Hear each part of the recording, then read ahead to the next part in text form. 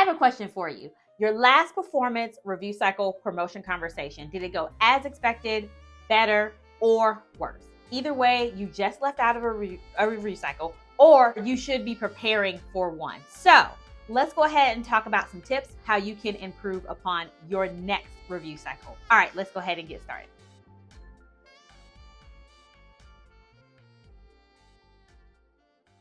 Hey, my name is India with Bags and Lifestyle, and over here we talk about handbags, as we have I mentioned about the title, as well as other lifestyle type of topics, and some of those include career type of topics. So let's go ahead and get into today's. So why am I qualified to talk about this? Well, I have been a manager of a small team for 9-ish years, somewhere around there. So I have successfully had several of my direct reports bump up to the next level by me using these tips that I have given to them. Now, do as I say, not as I do. Now, depending on your company, you may have a performance conversation outside a review cycle, what have you. Either way, I'm going to give you general tips because every company is different. General tips that are going to go over the basics of what you need to do. And then you can add those different nuances depending on the type of role, the type of company culture, all of those things that you have at your job. First up is going to be, make sure you pull out your job description. So you know how they have those job postings. It has a summary.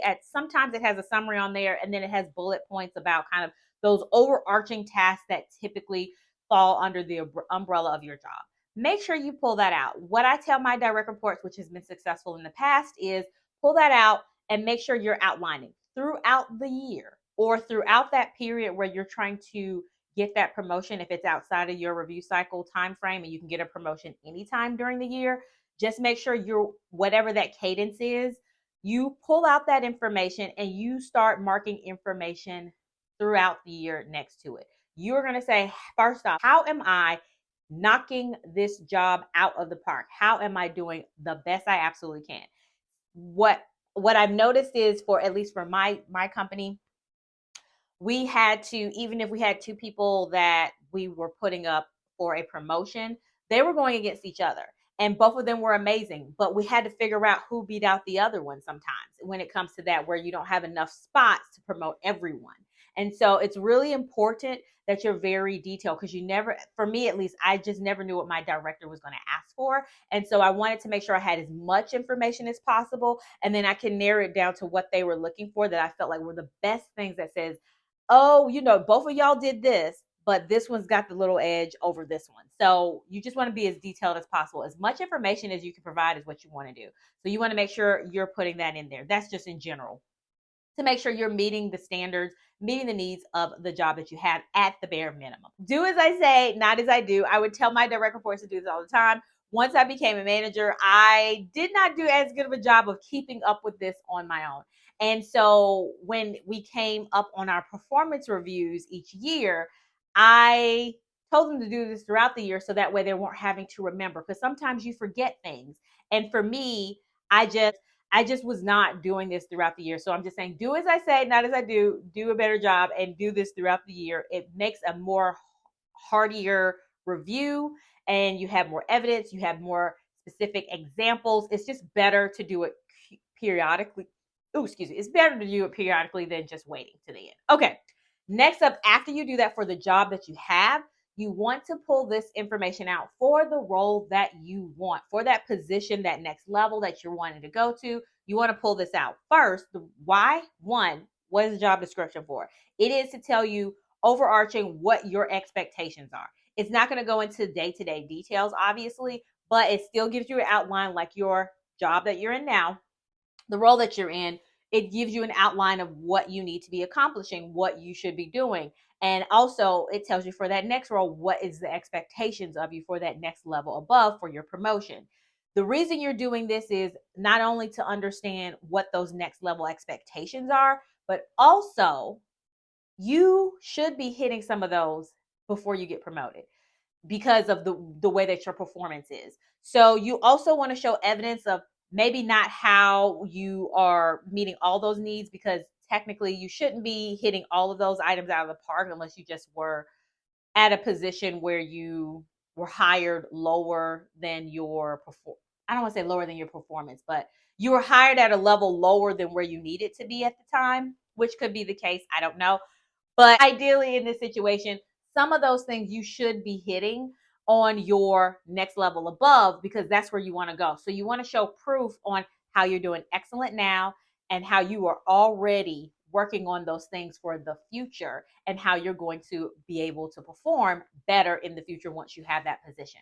So that is why I always say look at where you are, look at where you want to go, write some evidence down for how you are knocking it out of the park now for that future role. So next one, I kind of alluded to this already, which is going to be preparing ahead.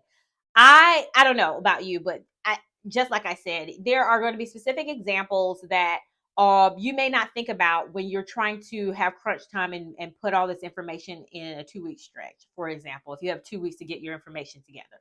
So, and also I remember when, at least the way that my job worked, when we did have to kind of let our director know and say, hey, I want to bump this person up. This is the reason why. She may not ask for that information. She or he may have not asked for that information right then. But I knew it was coming and I wanted to have that evidence. I didn't want to, for my director or whoever was above me or who would be above you, that would, your manager, to give you that promotion, to say, give me the information, and then you already don't have it. Also, it allowed me to see where those gaps were, so I can say, hey, did you do this? What about this? This is missing. Or are there some examples you can give me that are going to make you look a little bit better than what you have now to kind of elevate you more? So you really want to have that information prepared in advance for all of those reasons. So one, so that way you can remember everything that you've done, because it's likely that you're not going to remember everything in a small crunch. And then also it helps your manager prepare for that promotion, that next review. You can even have that conversation ahead of time. I remember one of my direct reports, when I did have that conversation with them, they were saying, can you give me examples of what things would meet the checklist? And even though I had to say, as a part of the management team, I can't tell you exactly what's going to get you bumped up, but here are the things that you want to look at. I could specifically explain to that person and say, I want to see this. We want to see this. You need to be doing this. Because a lot of times what you read is interpreted differently to different people. And depending on your role and your experience, what you've been exposed to, what I see as a manager and having gone through a review cycle, also being promoted myself, is different for a earlier career person where they may not know all the different things that we look at. Also, a lot of people, when they think about a checklist, they think I did it once and that's it. When a lot of times companies don't just want to see you do it one time. They want to make sure repeatedly you are knocking it out of the park each time. So that way I can say, well, yes, you did do it excellent on this event this one time. This was a more simple event. I want to see how you take all three of these more intricate details and put them together in another event, because that shows an advanced skill level. So hopefully I'm using generalizations here because, one, I'm not going to reveal where I work, so I don't want to give specifics, but also I want to generalize it because all of us work in different places, have different experiences. So I want to try to make it as general as possible so that way it can help everyone. Okay, so hopefully that makes sense. Throw down, as always, in the comments below if you have additions to add to this or if you have any questions. Okay, next, you're doing that, what you also want to do is, you don't want to do, after you do your brain dump of information, really, you also want to pull out those highlights. So as the manager, I would do this. I would say, give me everything. I'll look through it and I will pick out those things that I think are going to set you apart. And then I may follow up and say, hey, I need more information on this particular thing that you did 2 months ago, for example. So like when you had that meeting with the C-suite for this client, tell me more information about backstory about this. So that way I can paint the picture better for my higher levels up, so that they can fully understand. Because really what ours would do is, I knew what my person could do. My director in general would know probably the person I wanted to promote and say, oh yeah, I'm familiar with them. I've heard them being talked about in circles, that kind of thing. But the person it had to go to next was the person above her. That person above her likely does not know who this person is that I have very intimate details with about what their day to day, what they can accomplish, what they can do. So you really want to pull out those things for that C-suite, those executives that are saying like, I got 5 minutes to look over this. look at this person, and quick at a glance, they can say, okay, this person did better than this person. Let's bump them up instead of this person. So it really comes down to that. And so you really want to, if your manager doesn't have to do that for you, or if you want to help them out, you can do that and say, let me, out of this brain dump that I've given you of everything I can do, let me highlight some of the big key accomplishments that are going to knock it out of the park. That's what you want to also do. So you want to give a bunch of information that can be used for your self-evaluation.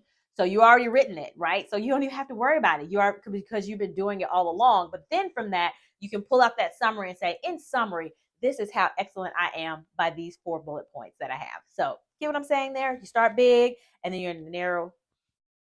I forgot to take the, obviously I'm not going anywhere. I just put this top on for recording, but I didn't realize I haven't taken the tag off. Y'all see that? So if y'all see it dingling, jingling there, that's why I got the tag on. Anyway, oh, it wouldn't be me if I didn't have a tag on or something. Oh my gosh. Anyway, so to close that point out, you have those big highlights that you want to say. In summary, I am amazing for these 4 big bullet points over here that are going to really sell it home for me. If you're at this portion of the video, thank you so much for sticking through it. I just want to thank you so much and want to say, please, if you are at this point, you are, because you're listening, right? So I always try to find a different way to say it, but I never can figure that out. But basically, you're hearing my voice now. Please go ahead and take this as a reminder to thumbs up this video. It helps me out so much. And if you want to leave a comment down below, throw that out there too. That really does help out my algorithm to push me to other people. So just please go ahead and do that right now before we move on. The other item I wanted to pull out here about kind of preparing is, and if I have not, I don't think I've said this or made it as obvious before, but you really want to start this as early as possible because this is a process. You want to have these conversations periodically with your manager about where you want to go, and then also how you need to get there. And instead of blindsiding them or surprising them at the end point, saying, hey, I want a promotion for this next review cycle, and the review cycle is in 2 months. You really should be having that conversation with your manager ahead, because that way your manager can, one, be prepping you and prepping the people above to make sure that it can be as successful, or we can get the timing right. Expectations are set, all of those things.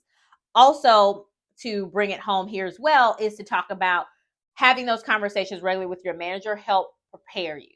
There could be things where you feel like, I have done amazing in these items, and you have, but they're not quite the things that are going to get you promoted. So that is where you want to make sure that you're having those regular conversations. It gives you time to improve. It gives you time to have those opportunities.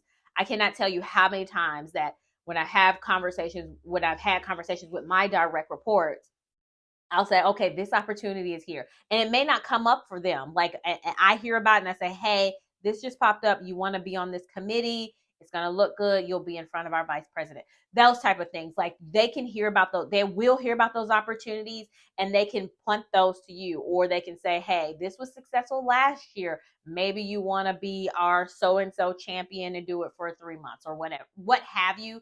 It's just overall, the message is have those conversations early, have those conversations regularly, start preparing in advance. The last thing you want to do is, even though I think your manager should have an idea of like, okay, this year I think this person is doing well enough that they're going to want to be promoted, but it still helps to have that conversation with them, because they can also help prepare you for if there's other factors that maybe you need to get promoted on an off cycle because there's a lot of people at the same role and it's going to be extremely competitive. At least you're setting your expectations up fairly, or maybe not, or maybe you can find out where you're lacking and figure out how it's going to help you bump yourself up, and you have time to do it. Me coming in here.